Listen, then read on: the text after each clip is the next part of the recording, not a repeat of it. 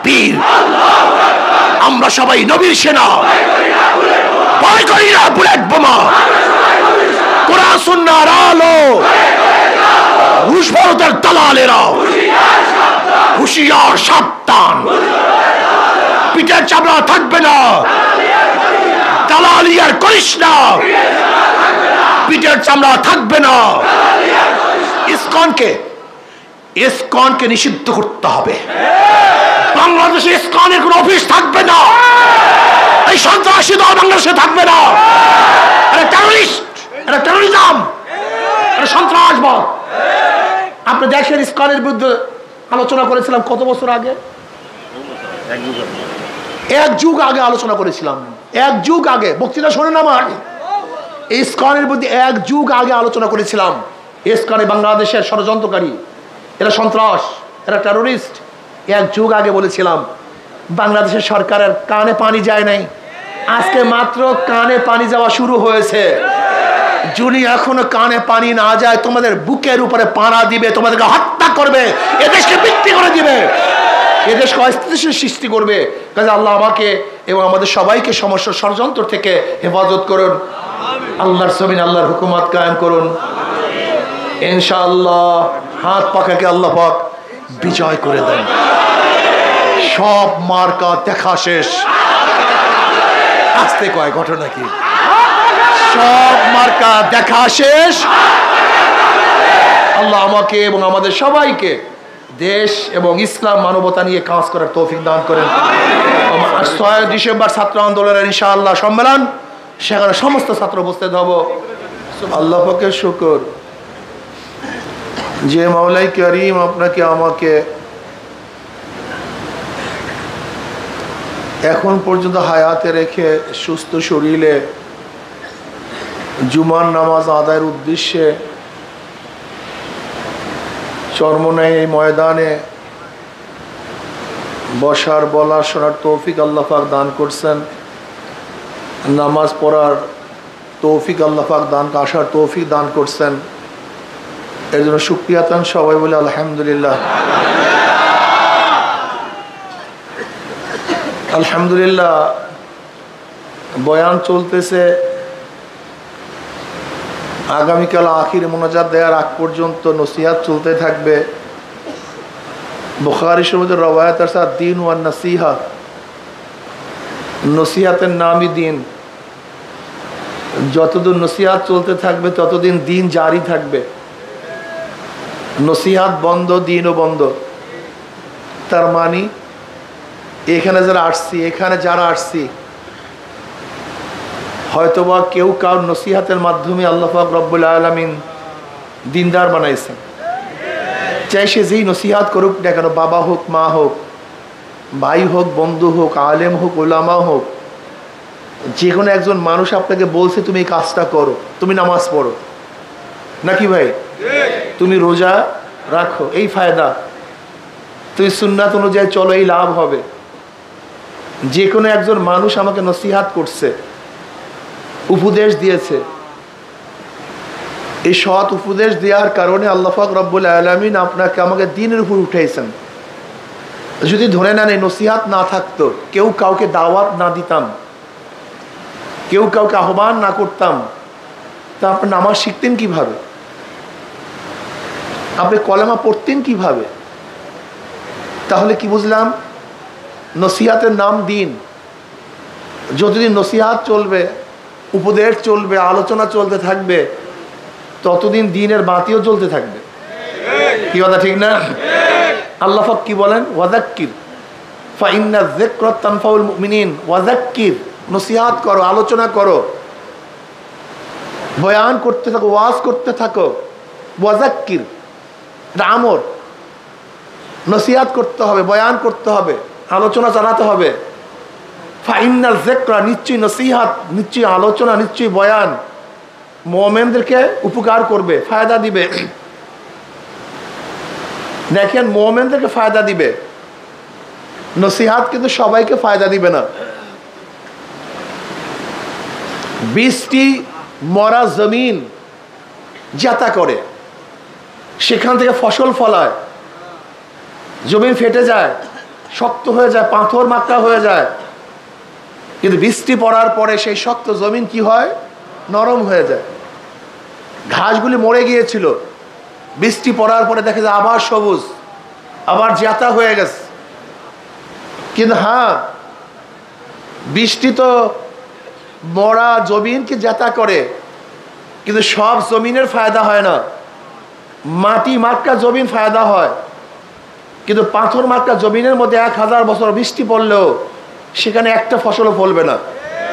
কি কথা ঠিক না? জমিনটা হতে হবে মাটি মার্কা, যতই শক্ত হোক, কিন্তু যদি মাটি মার্কা হয় সেখানে পানি পড়ার সাথে সাথে নরম হবে।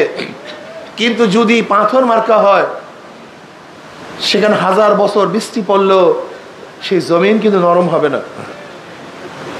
ঠিক যেই কলবটা মাটি মার্কা, এই কলবটা যতই শক্ত হোক না কেন, তার মধ্যে কোরআন ও হাদিসের নসিহত, জিকির, আজকার পড়ার সাথে সাথে সেই কলবটা আবার জ্যাতা হয়ে যায়। কিন্তু সুম্মা কাসাত কুলুবুকুম মিন বাদি যালিকা ফাহিয়া কাল হিজারাতি আশাদ্দু কাসওয়া, কিন্তু যেই কলবটা পাথরের চেয়ে শক্ত হয়ে গেছে, সেই কলবের মধ্যে 1000 বছর বয়ান শুনলেও সেই কলব কিন্তু নরম হবে না। কথাটা বুঝাতে পারছি? আমরা অনেকেই মনে করি সবাই তো বয়ান শুনি, এখানে আমার আওয়াজ সবাই শুনতেছেন, কিন্তু সবার কলব কিন্তু এক না। সবই মাটি, সব মাটির মান কিন্তু এক না। সবই পাথর, সমস্ত পাথরের দাম এক না। সবই পানি, কিন্তু সব পানি কিন্তু ঝমঝম পানি না। সবই গাছ, সব গাছ কিন্তু ঔদ এবং চন্দন গাছ না। সবই মানুষ, সমস্ত মানুষ কিন্তু আবু বকর, ওমর এবং ওসমান না, আলী না। কি কথা ঠিক না? সবই মানুষ, কিন্তু সবার মান কিন্তু এক না। এখানে যারা আসছেন সবাই মানুষ, সবাই চরমনে মুজাহিদ, সবার মান কিন্তু এক না। বুঝতে হবে। লক্ষ সাহাবীদের মধ্য থেকে সবাই কিন্তু জান্নাতের সুসংবাদ পান নাই। লক্ষ সাহাবীদের মধ্য থেকে সবাই কিন্তু খোলাফায়ে রাশিদিন হন নাই। লক্ষ সাহাবীদের মধ্য থেকে সবার পার আওয়াজ কিন্তু আরো সে পৌঁছে নাই। কি কথা ঠিক না? সবাই কিন্তু সাহাবী, কিন্তু মানের মধ্যে কি আছে? হ্যাঁ, পার্থক্য আছে। কি কথা ঠিক না? এটা থাকবে। সবাই নবী, কিন্তু সমস্ত নবীর মর্যাদা কিন্তু আমার নবীর মতো নয়। সবাই নবীর মর্যাদা ঠিক আছে, নবী হিসাবে সবাই মর্যাদাশীল, সবচেয়ে দামি, কিন্তু সমস্ত নবী আমার নবীর মতো না। পার্থক্য আছে কি নাই? সবই পাহাড়, সব পাহাড় গাড়ে হেরা না। সবই ভূমি, কিন্তু সব জমিন কিন্তু মক্কা মদিনা না। এর মধ্যে পার্থক্য আছে কি নাই? সবাই মানুষ, কিন্তু সমস্ত মানুষের মান কিন্তু এক না। পার্থক্য আছে।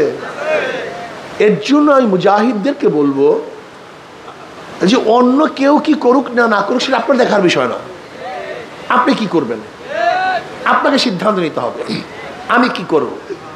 কেউ হালকায় যায় নাই, মাসিক ইজতেমায় যায় না, ব্যাস আমিও ছেড়ে দিলাম, না, এটা হবে না। আপনি অবশ্যই মনে রাখবেন সবার মান এক না। সবার থেকে আল্লাহ পাক এক ধরনের কাজ নেয় না। আল্লাহু আকবার। অনেক জায়গায় দেখছি চরমনা সাধারণ মুজাহিদ, কিন্তু তাদের দাওয়াতের কারণে দাওয়াতের তাসির এত মারাত্মক।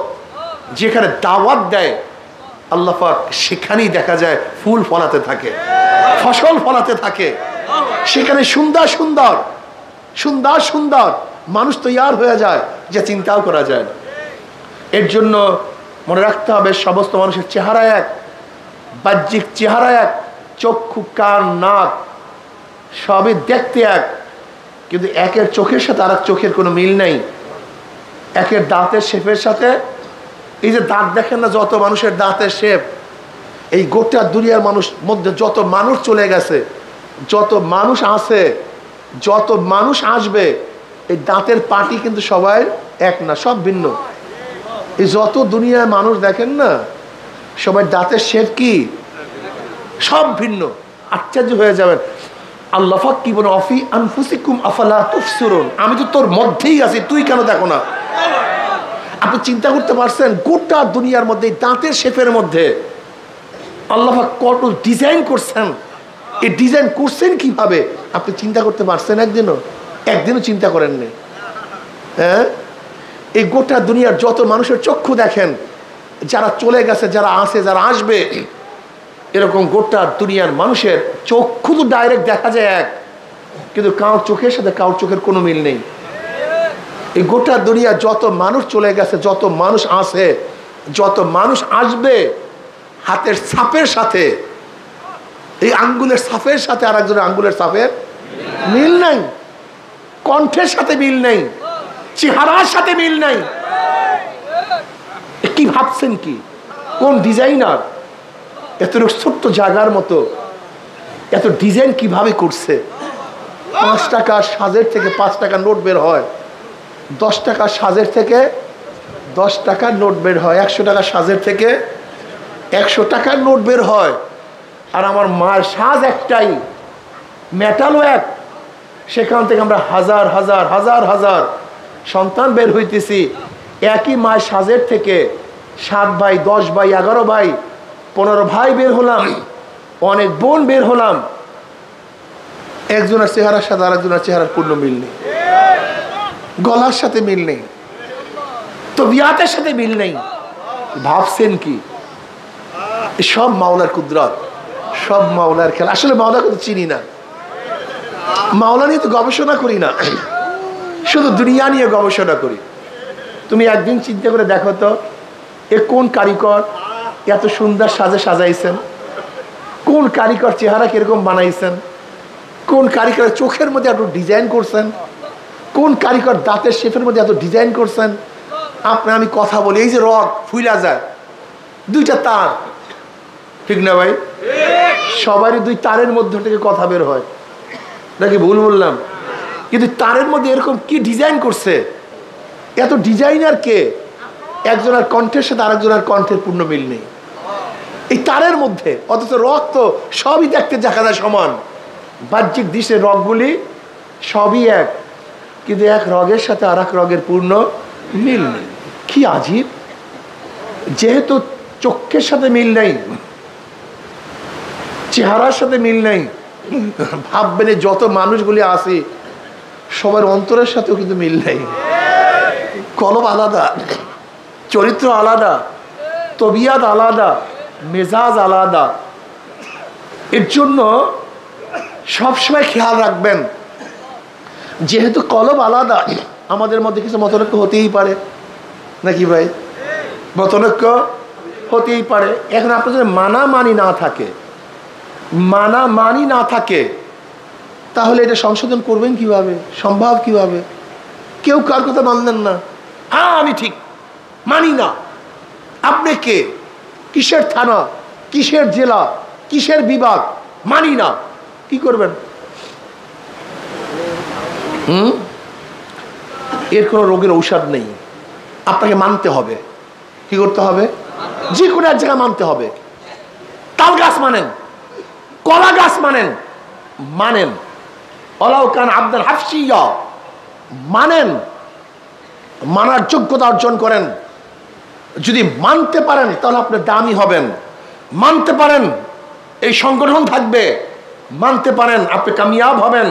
আতিউল্লাহ আতিউর রাসূল ওয়া উলিল আমরি মিনকুম। মানামানি সবচেয়ে দামি। সবচেয়ে দামি কি ভাই? ঠকেন, অসুবিধা কি? আমি যেন আল্লাহর কাছে জিতি। আপনি মনে মনে ভাববেন, যদি আমাকে এখানে ঠকানো হয় আমি আল্লাহর কাছে জিতব, যদি এখানে অপমান করা হয় আমি আল্লাহর কাছে সম্মানিত হব। এই চিন্তা ভাবনা নিয়ে চলতে থাকেন।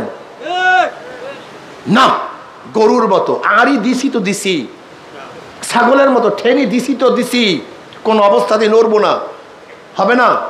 দেখেন, বুঝেন, আপনার আমার গায়ে সুন্দর একটা জামা, এই জামাটা ছিল এক থান, কোনো ফাড়া ছিল না, চিরা ছিল না, টুকরা ছিল না, কিন্তু দর্জি কি করছে?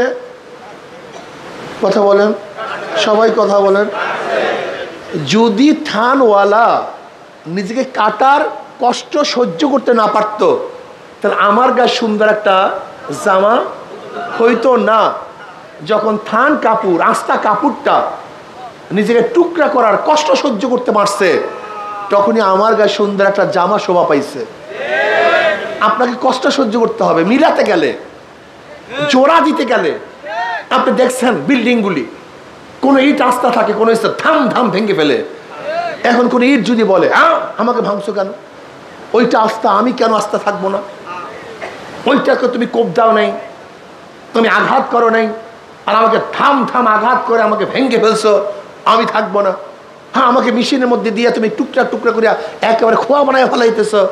আর কত ইট আস্থা আছে, প্রত্যেকটা ইট যদি প্রত্যেকের স্থানে থাকতো যে আমি ভাঙবো না, আমি টুকরা হব না, তাহলে কোনো বিল্ডিং, কথা বলেন না কেন, কোনো বিল্ডিং হইতো না। কোনো একটা ইটকে অবশ্যই ভাঙ্গার আঘাত সহ্য করতে হবে, টুকরা হওয়ার আঘাত সহ্য করতে হবে, নয়তো জোড়া দেওয়া যায় না, ইমারত হয় না।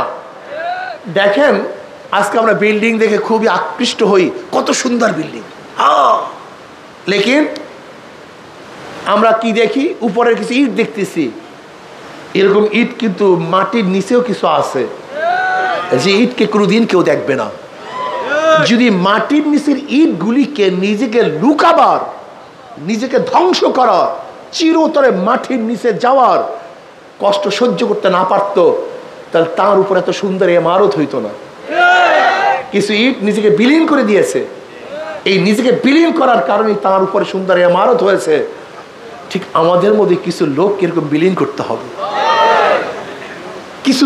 কিছু লোক মাটির নিচে চলে যাবে, তাদেরকে কেউ দেখবে না, কেউ প্রশংসা করবে না, তাদেরকে কেউ চিনবে না, জানবে না, তাদের আলোচনা হবে না, তারা মাটির মধ্যে চলে গেছে, লেকিন তাদের উপরই বিশাল ইমারত হবে। ঠিক আমাদের মুজাহিদদের মধ্যে একদল মুজাহিদকে এইভাবে ত্যাগ স্বীকার করতে হবে। আমি কিচ্ছু না, যাক নষ্ট আমি হয়ে যাই, কিন্তু আমার সংগঠন ঠিক থাকবে, আমার তরিকা ঠিক থাকবে, আমার ভাইয়ের উপর আঘাত না আসে, সে ব্যবস্থা করতে হবে। বাবুর্চি খানা পাকাইছে, খানা হঠাৎ করে গোশের মধ্যে একটা ব্যাঙ পড়ে গেছে, ছোট্ট একটা ব্যাঙ, এরকম পড়ে না অনেক সময়। বলেন তো, যদি কেউ ব্যাঙ দেখতো খানার মধ্যে, পুরো সমাজ কি হয়ে যেত? বাবুর্চি কি করছে, সাথে সাথে গোষ্ঠের মধ্যে ব্যাঙটা খেয়ে ফেলেছে। সে কষ্ট স্বীকার করছে, লেকিন সমাজ নষ্ট হইতে দেয়নি। সে ধ্বংস হয়ে গেছে, কিন্তু সমাজ ধ্বংস হইতে দেয়নি। এরকম তোমাকে আমাকে যে কোনো এক জায়গাতে এই কষ্ট স্বীকার করতে হবে। আমি একটা জিনিস দেখছি, যদি বলি সব ধ্বংস হয়ে যাবে, জ্ঞানজাম লাগবে, চুপ থাকো, বলো না। কিন্তু তোমার আমার অবস্থাটা কি? তোমার আমার অবস্থা হলে এই, নিজেরা মারামারি করতে করতে সব ধ্বংস হয়ে যাইতেছে। এরকম তাঁতারিরা ইরাককে ধ্বংস করে ফেলছে। ওই সময় মুসলমানদের মধ্যে ইখতিলাফ চলতেছিল, মতনৈক্য চলতেছিল, কথিত আছে ওই সময় মাসালা চলতেছিল, গরুর প্রসাব পাক না না পাক, বাস এই মাসালার উপরে বিশাল বিশাল সেমিনার, সিম্পোজিয়াম চলতেছে। অথচ তাঁতারির আইসা একেবারে 10 লক্ষ মানুষের মাথা দিয়া মিনার করছে, সব ধ্বংস করে ফেলছে। ইউফ্রেটিস নদী, টাইগ্রিস নদী, মুসলমানদের রক্ত লাল হয়ে গেছে। সমস্ত মুসলমানদের কুতুবখানা জ্বালিয়ে দেওয়া হয়েছে। যেই মুসলমানরা, সামান্য কিছু মুসলমান ইরাক দখল করেছিল, অথচ হালাকুকা চেঙ্গিস খা সেই মুসলমানদের ইতিহাসকে মাটির সাথে মিলিন করে দিয়েছে। কিসের জন্য? মুসলমানের সংখ্যা তো অনেক ছিল, কিন্তু পারে নাই কেন? আপুসের মধ্যে বিভেদ, জ্ঞানজাম, মতনৈক্য। আজকেও যদি তোমার আমার মধ্যে মতনৈক্য সৃষ্টি হয়, এই কাফেলা থাকবে না, এটা ধ্বংস হয়ে যাবে। বিভিন্ন ধরনের শত্রু তোমাকে আমাকে ধ্বংস করার চক্রান্ত করতেছে। আপনি ভেবেছেন কি চরমুনাই মুজাহিদদের মধ্যে, চরমুনাইয়ের প্রতি কোন ইসলামের দুশ্মনদের কোনো চক্ষু নাই, কোনো ষড়যন্ত্র নাই? এটা ভেবেছেন? ব্যাকু, এইটা তুমি ভাবছো, তুমি কি ভেবেছো? মনে করবা বিভিন্ন জায়গাতে হয়তোবা আমাদের দুশ্মনেরা, এই তরিকার দুশ্মনেরা, এই সংগঠনের দুশ্মনেরা বিভিন্ন কৌশলে লোক সেটিং করছে, ফিটিং করছে, আস্তে আস্তে তোমার এবং আমার মেজাজ, মন খারাপ করে ফেলবে। এমন দুই একটা কথা বলবে, দেখো মনটা খারাপ হয়ে যায়। বাস শেষ, সব শেষ। মানুষের মন নষ্ট হওয়ার জন্য একটা কথাই যথেষ্ট, হাজার কথা কোনো প্রয়োজন নেই।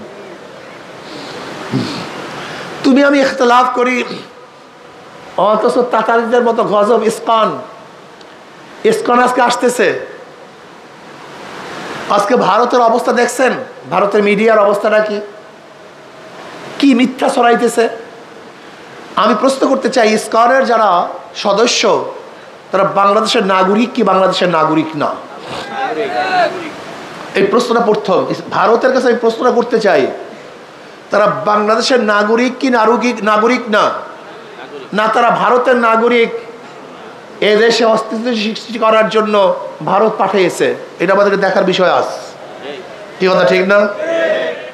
যদি ইসকনের সদস্যরা বাংলাদেশের নাগরিক হয়ে থাকে তাহলে অবশ্যই এই বাংলাদেশের আইন অনুযায়ী তাদের বিচার হবে, সমাধান হবে, তারা নাগরিকের অধিকার ভোগ করবে, কি কথা ঠিক না? যেখানে ভারতের কিছু করার নেই, ভারতের কিছু দেখার নেই, কিন্তু ভারত এত উৎসাহিত কেন? ভারতের মিডিয়া এত গরম কেন? এত মিথ্যা প্রোপাগান্ডা ছড়াচ্ছে কেন? তার মানই হলো সিকিমের মতো এই ভারত এই দেশটাকে গ্রাস করার চক্রান্ত করতেছে। ভারত তো দেশটাকে গিলে ফেলছিল, হঠাৎ করে বাংলাদেশের জনগণ সচেতন হওয়ার কারণে, সাপের মুখের থেকে খাদ্যকে টেনে বের করার কারণে, সিংহের মুখের থেকে খাদ্য ছিনিয়ে আনার কারণে এখন সিংহের মাথা খারাপ হয়ে গেছে, বাঘের মাথা কি হয়ে গেছে? তুমি ভেবেছো তুমি সিংহ, তুমি ভেবেছো তুমি সিংহাসন, তুমি ভেবেছো তুমি সিংহ, তুমি বাঘ। কিন্তু বনের জঙ্গলের ছোট প্রাণীগুলো যখন একসাথ হয় তখন বড় বড় বাঘও ভাগতে বাধ্য হয়, পরাজিত হতে বাধ্য হয়। ভারত নিজেকে বাঘ ভাবে, অথচ আমি জীবনেও ভারতকে কোনোদিনই বাঘ ভাবিনি নাই। ভারতকে আমি কোনো শক্তিশালী দেশই মনে করি না। ইতিহাস আছে এদের ইতিহাস আছে। মোহাম্মদ বিন কাসিম রহমতুল্লাহ আলাইহি মাত্র 5000 সৈন্য নিয়ে রাজা দাহিরের 1 লক্ষ সৈন্যকে পরাজিত করেছিল, রাজা দাহিরকে হত্যা করেছিল। সুলতান মাহমুদ গজনবী রহমতুল্লাহ আলাইহি 17 বার ভারত আক্রমণ করে বিজয় করেছিল। দ্বিতীয় পানিপথের যুদ্ধে প্রায় লক্ষ লক্ষ ব্রাহ্মণদেরকে হত্যা করা হয়েছিল। এই ভারতের মধ্যে আমরা স্বল্প সংখ্যক মুসলমান দীর্ঘ 750-800 বছর পর্যন্ত শাসন করেছিলাম। এই ভারত তো আমাদের, এই ভারত কাদের? এটা মুসলমানদের দেশ। কারণ ভারতের মুসলমানদের থেকেই ব্রিটিশ দেশ দখল করেছিল। যেহেতু আমার থেকে দখল করা হয়েছে, কাজে ক্ষমতা দ্বিতীয়বার আমাকেই দিতে হবে, নাকি ভুল বললাম? এ ভারত মুসলমানদের দেশ। 750-800 বছর পর্যন্ত মুসলমানরা শাসক ছিল। 1803 ঈসাই সালে তৎকালীন জাফরের থেকে ব্রিটিশ এই দেশ দখল করে, যুদ্ধের মাধ্যমে নয়, ষড়যন্ত্রের মাধ্যমে, যুদ্ধের মাধ্যমে, মুনাফিকের মাধ্যমে। মুসলমানরা লুবি হওয়ার কারণে, মুসলমান নামীয় হাজারো মুনাফিক সৃষ্টি হওয়ার কারণে মীর জাফর, বীর সাদেকের মতো, ঘষিটে বেগমের মতো বড় বড় মুনাফিক সৃষ্টি হওয়ার কারণে ব্রিটিশ এ দেশ দখল করতে পারছে। যদি সে আগেকার মুসলমান থাকতো তাহলে 100 বছর 500 বছর যুদ্ধ করেও কোনোদিন ভারতকে ব্রিটিশ দখল করতে পারত না। কি কথা ঠিক না? ভারতের যারা সংখ্যাগরিষ্ঠ আছে, আমি মনে করি এরা মুসলমানদের সাথে যদি সম্মুখ যুদ্ধ করে টিকতে পারবে না। ওদের ট্যাঙ্ক, কামান, এগুলিকে আমরা কোনোদিন ভয়ই করি না, লাপাত্তা থোড়াই কেয়ার করি, এগুলো আমরা কেয়ারই করি না। আরে ভাই, তুমি কেন দেখো না যে বাংলাদেশের জনগণ যদি সচেতন হয়, তারা যদি সচেতন হয় তাহলে ভারতের অবস্থা কি হবে জানেন? একটা উদাহরণ দেই, ধরে নেন ভারত যদি আমাদেরকে ছোটই মনে করে, তাহলে কারোর পেটের মধ্যে গুড়া কিরমি হইলে ঘুমাইতে দেয় না কিন্তু। কি কথা বলেন না কেন? আমিও বলবো যদি আমরা গুড়া কিরমি হয়ে যায়, তুমি কিন্তু ঘুমাতে পারবা না, অস্থির থাকবা সবসময়, 24 ঘন্টা তোমার চক্ষু খোলা থাকবে, ঘুমাতে পারবা না কিন্তু। তোমার 3 দিকে কিন্তু আমরা, কয় দিকে? 3 দিকে আমরা। কিন্তু আমরা ভারতের পেটের মধ্যে নয়, কিন্তু ভারত আমাদের পেটের মধ্যে। এটা ভুল ব্যাখ্যা দেওয়া হয়, আমাদেরকে দুর্বল করা হয়। আমরা ভারতের পেটের মধ্যে থাকবো কেন? বরং ভারত আমাদের পেটের মধ্যে। আমাদের পেটের মধ্যে কে? যদি নাড়া দেয় বের হয়ে যাবা কিন্তু, যদি ঠিক মতো পেটে নাড়া দেয় বের হয়ে যাবা। আমি ভারতকে বলবো আমরা মারামারি করতে চাই না, আমরা প্রতিবেশীর সাথে ভালো ব্যবহার করতে চাই, ভালো সম্পর্ক রাখতে চাই। এটা আমাদের অভ্যাস, এটা আমাদের শিক্ষা। লেকিন ভারত যদি বারবার আমাদের দেশ নিয়ে ষড়যন্ত্র করতে চায়, করে, আমরা কিন্তু সচেতন, আমরা কিন্তু গোলাম না। বাংলাদেশে মানুষ না খেয়ে থাকতে পারে কিন্তু গোলামি করতে পারে না। বাঘ 1000 বছর না খেয়ে থাকতে পারে কিন্তু ঘাস খেতে পারে না। মুসলমানরা 1000 বছর না খেয়ে থাকতে পারে, ক্ষুধার্ত থাকতে পারে, ঘরহীন থাকতে পারে, বস্ত্রহীন থাকতে পারে, কিন্তু কারোর পায়ের নিচে মাথা নত করতে পারে না। এটা আমাদের ইতিহাস, এইটি আমাদের ইতিহাস। কোনোদিন মাথা নত করতে পারি না আমরা। তু শাহিন है परवाज है काम तेरा, तू शाहीन है परवाज है काम तेरा, तेरे सामने आसमां और भी है। শাহিন মানে বাজ পাখি। শাহিন কি? বাজ পাখি। কবি ইকবাল বলতেছে তুই শাহিন, বাজ পাখি। বাজ পাখি কোথায় ওড়ে? আকাশে উঠতে থাকে, তার কোনো সীমারেখা নাই। এটা ভারতের সীমারেখা, এটা মিয়ানমারের সীমারেখা, এটা পাকিস্তানের সীমারেখা, এটা আফগানের সীমারেখা, এটা চীনের সীমারেখা। এরকম কোন সীমারেখায় কিন্তু বাজ পাখি ওঠে না। বাজ পাখির চক্ষু যেদিকে যায় সে সেদিকেই চলতে থাকে, সেই দিকেই উঠতে থাকে। মুসলমান বাজ পাখি, এদের কোনো নির্ধারিত সীমারেখা নেই। চীন আরব হামারা, হিন্দুস্তান হামারা, অতন হয় হাম, সারা জাহা হামারা। গোটা দুনিয়ায় মুসলমানদের, গোটা দুনিয়ার মালিক আমার আল্লাহ। ইন্নী জাইলুন ফিল আরদি খলিফা, মুসলমান হলো তার প্রতিনিধি। যেহেতু আমার মাওলার জমিন, আমরা তার প্রতিনিধি। জমিনের মালিক কে? মুসলমান। কি কথা ঠিক না? দুনিয়ার শাসক কে? মুসলমান। এর জন্য আমাদের কোনো সীমারেখা রেখা নেই, আমাদের কোনো সীমানা নেই, আমাদের নির্দিষ্ট কোনো জমি নাই। যেহেতু গোটা জমির মালিক আল্লাহ, গোটা জমির মালিকের নেতৃত্ব প্রদান করবে আল্লাহর খলিফারা। ঠিক না? আমরা এখন দুর্বল হয়ে গেছি, আমরা ইনশাল্লাহ আবার শক্তিশালী হব। যদি ভারত বেশি বেতাল করে, একটু আমাদের অস্থিতিশীল সৃষ্টি করার চেষ্টা করে, তাহলে আমরা ভারতকে অনুরোধ করব আপনি সঠিক জিনিস বোঝার চেষ্টা করুন, আপনি সোজা হয়ে যান, প্রতিবেশীর সাথে ভালো ব্যবহার করার চেষ্টা করুন। আমাদের দেশকে রক্তপাত করার চেষ্টা করবেন না, ধর্মীয় উন্মাদনা সৃষ্টি করার চেষ্টা করবেন না, ইসকনকে নতুন ষড়যন্ত্র আপনি করবেন না। এটা বাংলাদেশের ম্যাটার, এটা বাংলাদেশ দেখবে, তারা বুঝবে।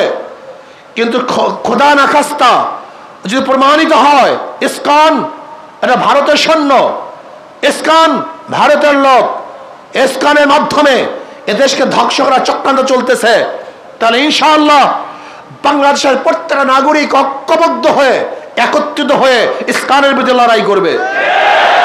এটা হিন্দুদের বিরুদ্ধে লড়াই নয়, এটা সংখ্যালঘুর বিরুদ্ধে লড়াই নয়। এই যুদ্ধ হবে ষড়যন্ত্রের বিরুদ্ধে যুদ্ধ, এই যুদ্ধ হবে ভারতের দালালের বিরুদ্ধে যুদ্ধ, এই যুদ্ধ হবে যারা দেশ এবং এই মাটি নিয়ে ষড়যন্ত্র করে তাদের বিরুদ্ধে যুদ্ধ। কি কথা ঠিক না?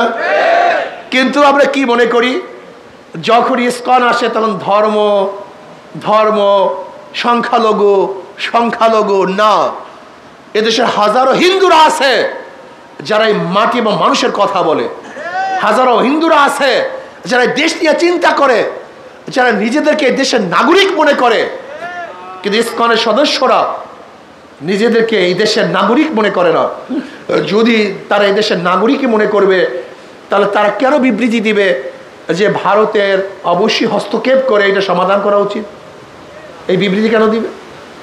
এই ম্যাটার তো আমাদের। হ্যাঁ, ভারতকে, ভারত ভিন্ন একটা দেশ, ভিন্ন রাষ্ট্র, সে আমাদের ষড়যন্ত্র করবে কেন, হস্তক্ষেপ করবে কেন, এই দাবি কেন করব? তার মানে তুমি কি এদেশের নাগরিক না? এদেশকে স্বীকার করো না? হ্যাঁ, আমি বলবো এদেশের মধ্যে যারা বিদেশপন্থী আছেন, ভারতের দালাল আছেন, সতর্ক হয়ে যান। দেশ নিয়ে যারা ষড়যন্ত্র করতেছে, সতর্ক হয়ে যান। এদেশের মানুষ কোনো ষড়যন্ত্র বরদাস্ত করবে না। আমরা ব্রিটিশদের বিরুদ্ধে আন্দোলন করেছিলাম, আমরা সেই জাতি। আমরা পশ্চিম পাকিস্তানের বিরুদ্ধে আন্দোলন করেছিলাম, আমরা সেই জাতি। আমরা সন্ত্রাসের বিরুদ্ধে আন্দোলন করেছি, আমরা ফ্যাসিস্টের বিরুদ্ধে আন্দোলন করেছি, মাথা নত করি নাই, আজও করব না। ইনশাল্লাহ ডাক আসলে, যখনই ডাক দেওয়া হবে, আমরা ঝাঁপিয়ে পড়তে রাজি আছেন ইনশাআল্লাহ। দেরি করবো না, সবাই ঝাঁপিয়ে পড়তে রাজি আছেন ইনশাআল্লাহ। নারায়ে তাকবীর, নারায়ে তাকবীর। আমরা সবাই নবীর সেনা, আমরা সবাই রসুল সেনা। কোরআন সুন্নাহর আলো, ঘরে ঘরে জালো। রুশ ভারতের দালালেরা হুঁশিয়ার সাবধান। দালালি আর করবি না, পিঠের চামড়া থাকবে না। দালালি আর করবি না, পিঠের চামড়া থাকবে না। নারায়ে তাকবীর, নারায়ে তাকবীর। আমরা সবাই নবীর সেনা, ভয় করি না বুলেট বোমা। কোরআন সুন্নাহর আলো, রুশ ভারতের দালালেরা হুঁশিয়ার সাবধান। পিঠের চামড়া থাকবে না, দালালি আর করিস না, পিঠের চামড়া থাকবে না। নারায়ে তাকবীর। দালালি করতে দেয়া যাবে না, পিঠের চামড়া রাখবো না, থাকবে না ইনশাআল্লাহ। অনেক দালাল সৃষ্টি হয়েছে আমাদের বাংলাদেশের মধ্যে, বহুত ভারতের দালাল। ভারত পরিকল্পিতভাবে মিডিয়ার মধ্যে দালাল সৃষ্টি করেছে, লেখকের মধ্যে দালাল সৃষ্টি করেছে, বিভিন্ন পর্যায়ে দালাল বসায় দিছে। দালাল ওরা খায় নয় বাংলাদেশের, কিন্তু কথা বলে ভারতের। কি কথা ঠিক না? ওরা থাকে বাংলাদেশে, মেজাজটা কিন্তু ভারতের। ওদের চিন্তা ভাবনা সব ভারতের। মনে রাখবেন, আপনারা মনে রাখবেন যে শেরে বাংলা ফজলুল হক রহমতুল্লাহ আলাইহি বলে, শেরে বাংলা ফজলুল হক বলেছিলেন, শেরে বাংলা ফজলুল হক বলেছেন যে আমার কোনো কথা যদি দেখো ক্যালকাটার বাবুরা খুশি, তাহলে মনে করবো আমার কথাটা মুসলমানদের বিরুদ্ধে চলে গেছে। আর যদি দেখো আমার কথা ক্যালকাটার বাবুরা খুবই বেজার, তখন ভাববা আমার কথাটা ক্যালকাটার বাবুদের বিরুদ্ধে চলে গেছে। ঠিক মনে করবা কোনো দলের কোনো ব্যক্তির বক্তব্য যদি ভারত খুশি হয়, তাই মনে করবা যে এটা ভারতের দালাল।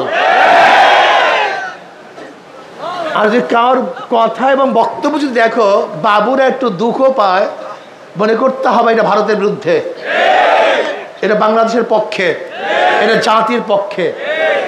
আজকে অনেক দল ক্ষমতায় যাওয়ার জন্য দালালি শুরু করছে। দালালি আর করবি না, পিঠের চামড়া থাকবে না। কি ঠিক আছে?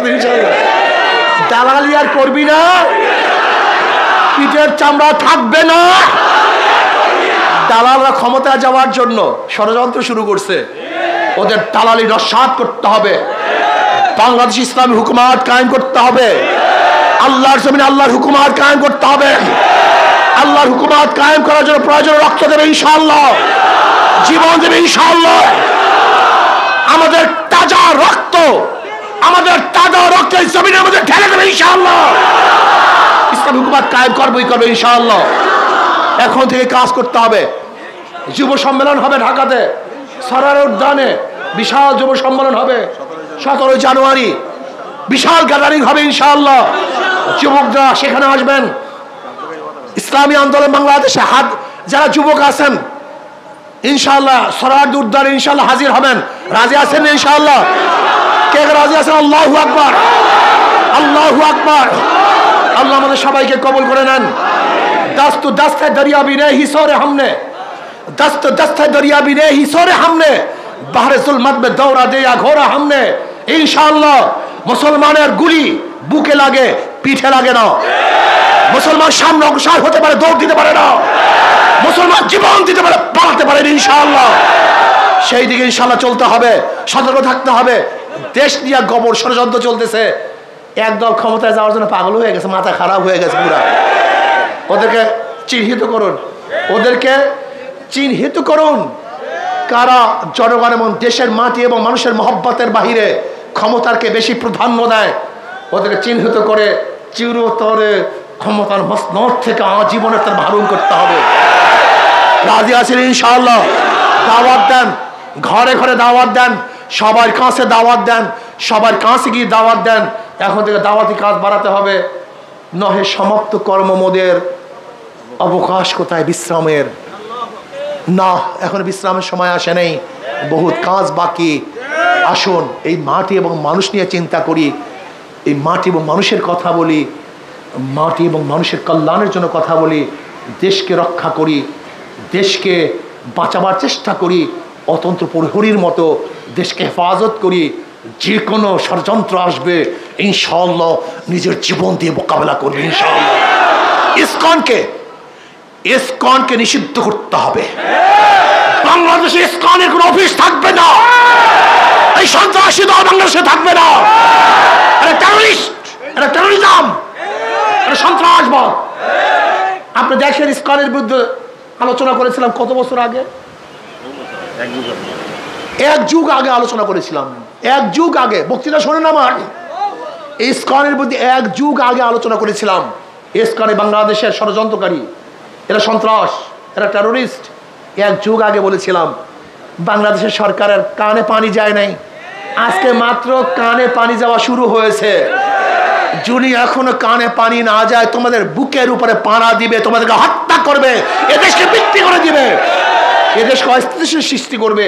কাজে আল্লাহ আমাকে এবং আমাদের সবাইকে সমস্ত ষড়যন্ত্র থেকে হেফাজত করুন। আল্লাহর জমিনে আল্লাহর হুকুমত কায়েম করুন ইনশাআল্লাহ। হাত পাকাকে আল্লাহ পাক বিজয় করে দেন। সব মার্কা দেখা শেষ। আস্তে কয় ঘটনা কি? সব মার্কা দেখা শেষ। আল্লাহ আমাকে এবং আমাদের সবাইকে দেশ এবং ইসলাম মানবতা নিয়ে কাজ করার তৌফিক দান করেন। 6 ডিসেম্বর ছাত্র আন্দোলনের ইনশাআল্লাহ সম্মেলন, সেখানে সমস্ত ছাত্র উপস্থিত হব। সুবহান